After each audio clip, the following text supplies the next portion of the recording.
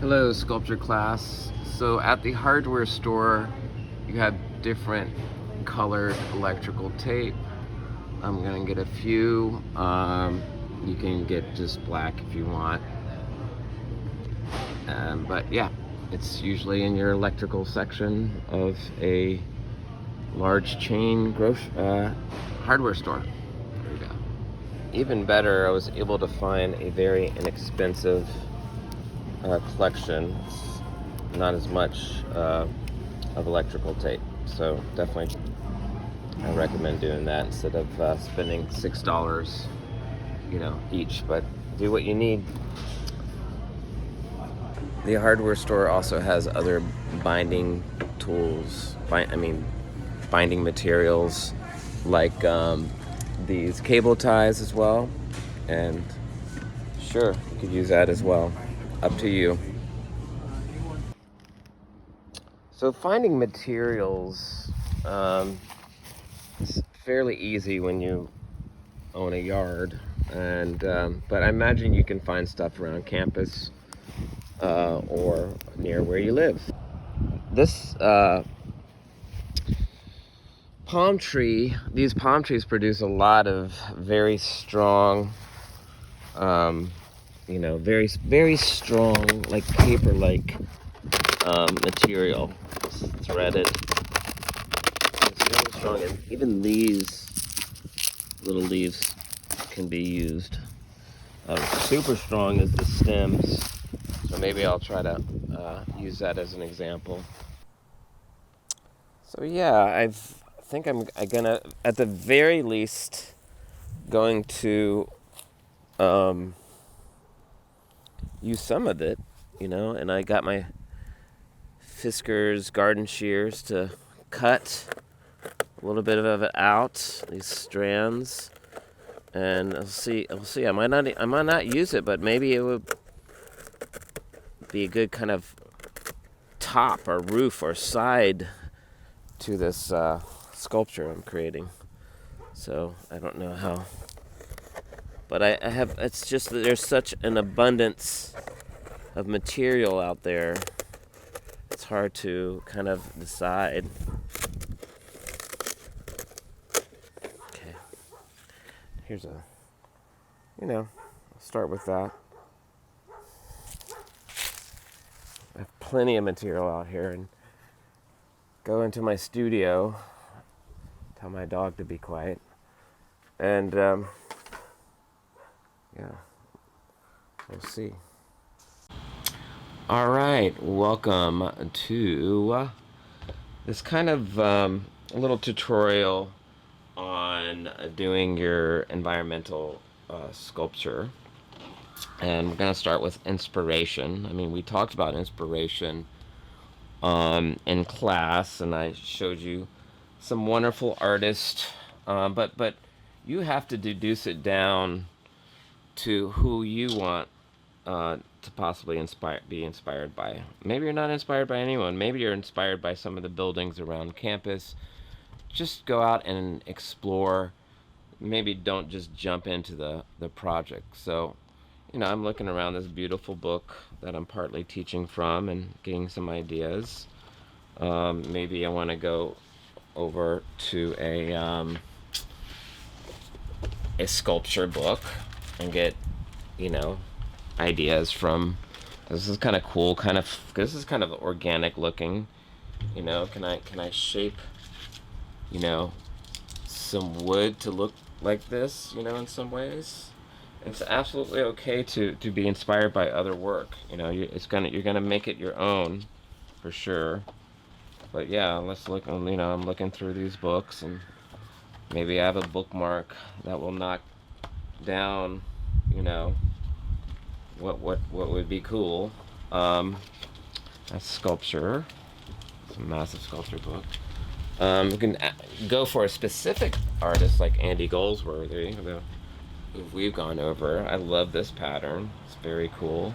Be inspired by that and try to figure out some of the lashing, maybe even some of the lashing techniques, binding techniques from him. One of my favorites as well, where not this one specifically, but ooh, wow. pretty cool. Stuff like this is pretty awesome. So yeah, inspired a little bit by him. Hopefully we're going to be learning some, developing this paper folding technique, and I'm already very inspired by some of these shapes, and hopefully this will be coming up in our sculpture class. So maybe thinking about this, or what about like some of my past work? I won't show you my photo pen and ink drawings, but I draw a lot of shapes already and have throughout the years, and just kind of playing with stuff. So maybe I should continue with some of this style and make it a lot more angular, a lot more architectural. And speaking of architects, I collect architects books, and I'm very inspired by architects like Toyo Ito right here.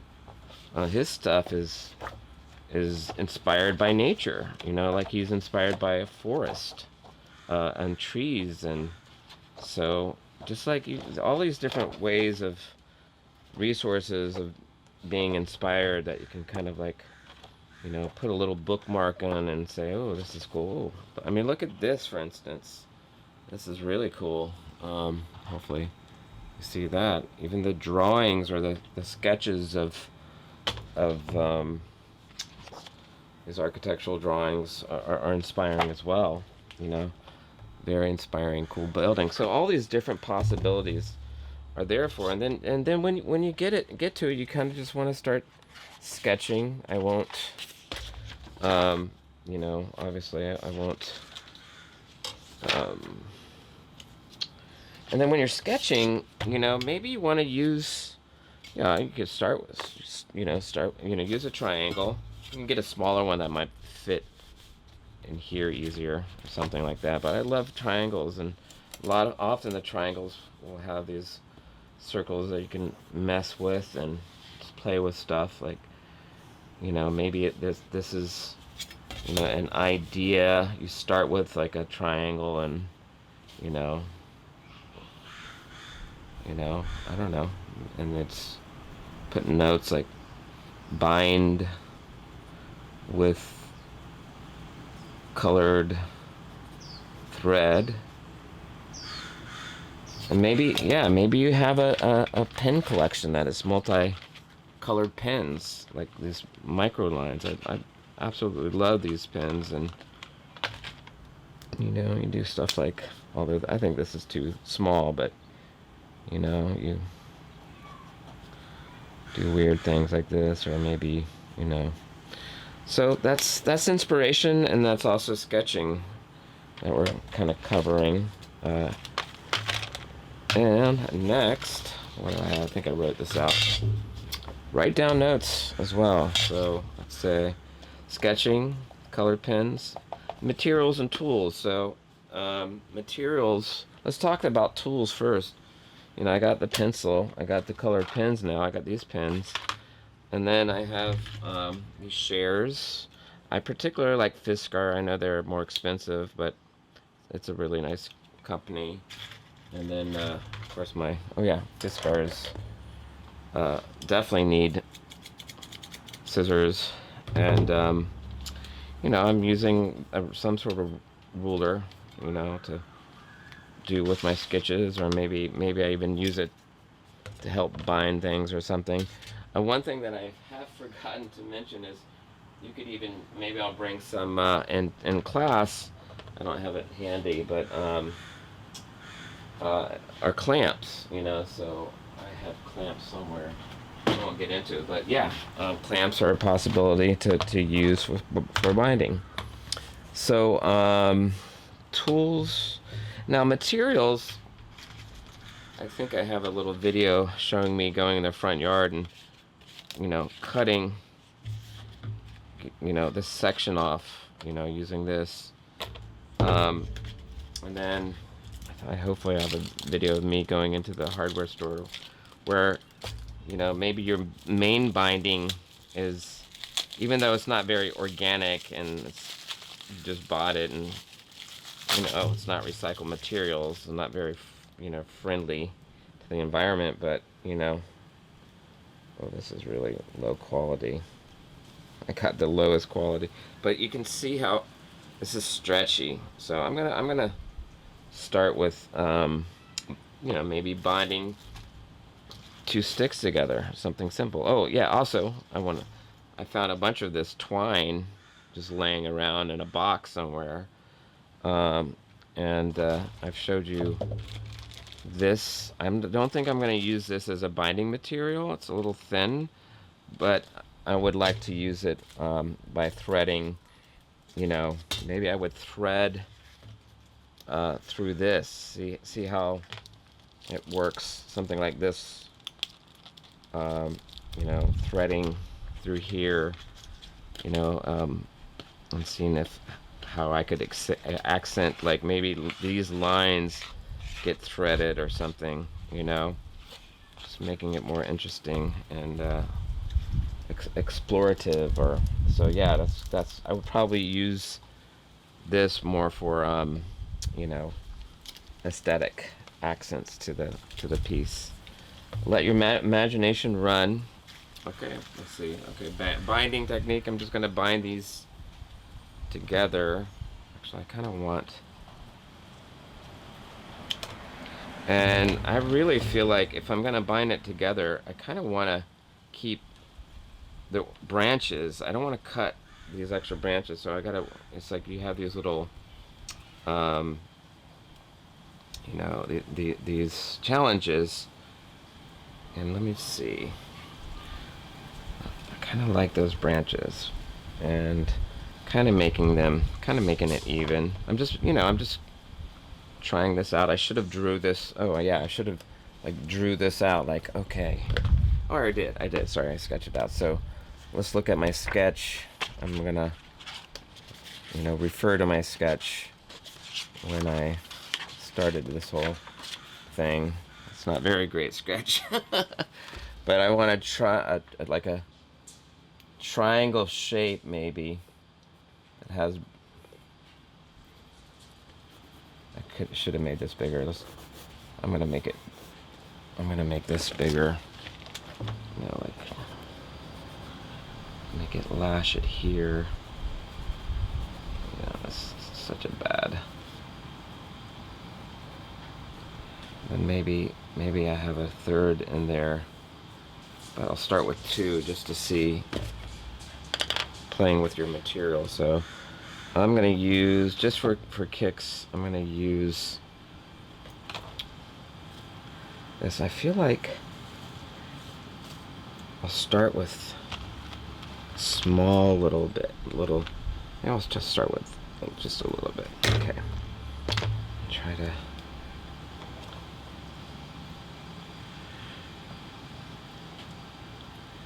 And maybe if I could do this,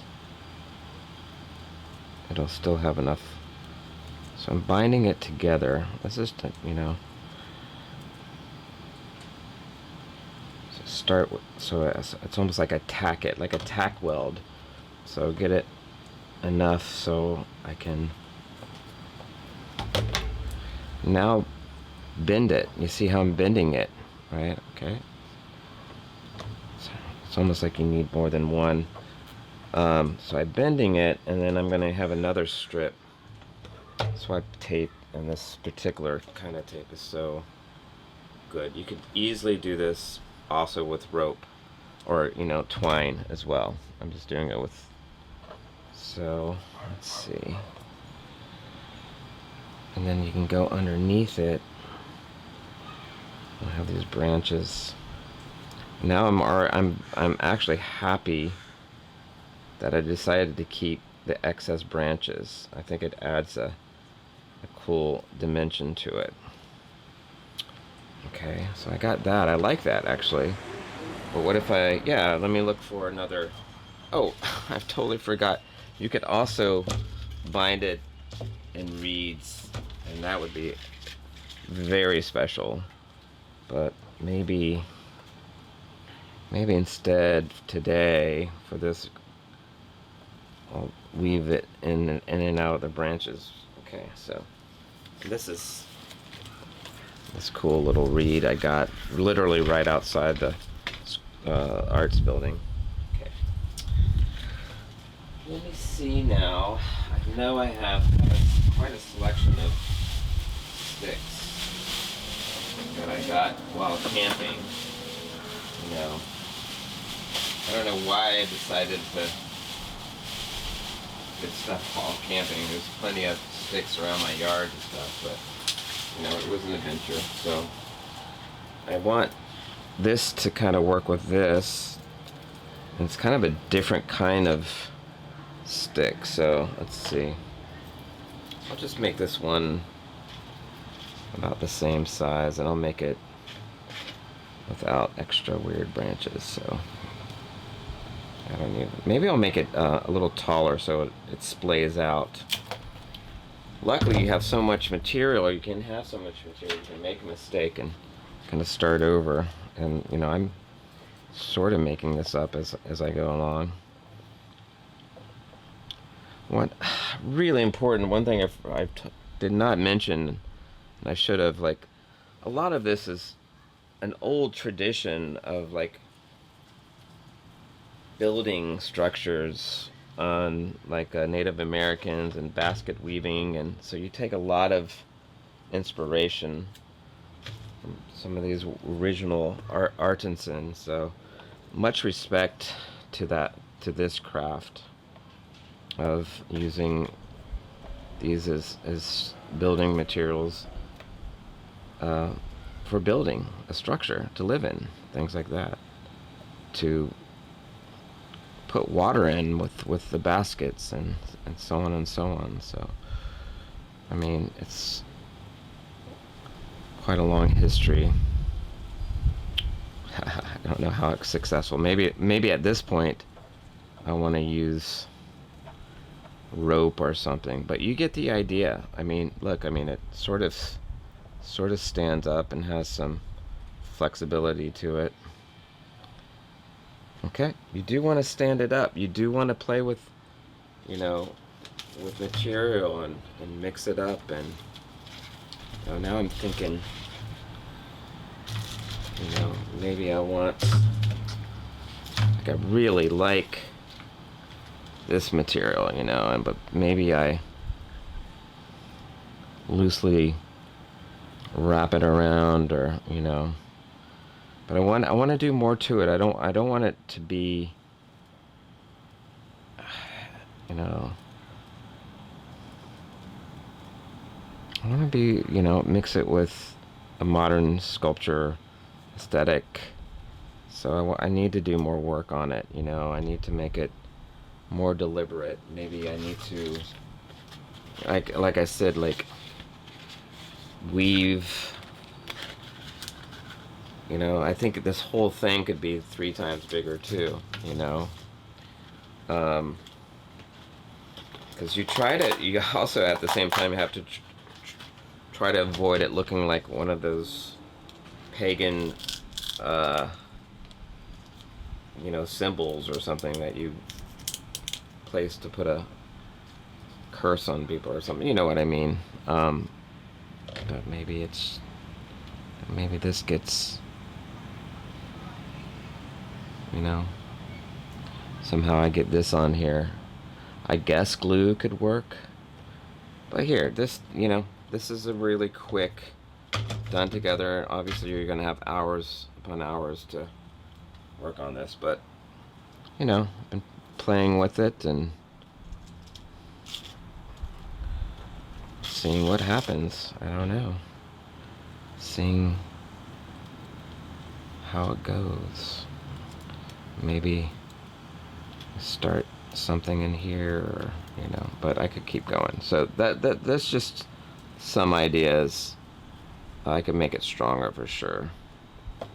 Like this little, not completely. These 2 sticks are very strongly bound together, but this one is still loose. So here, that's just an idea.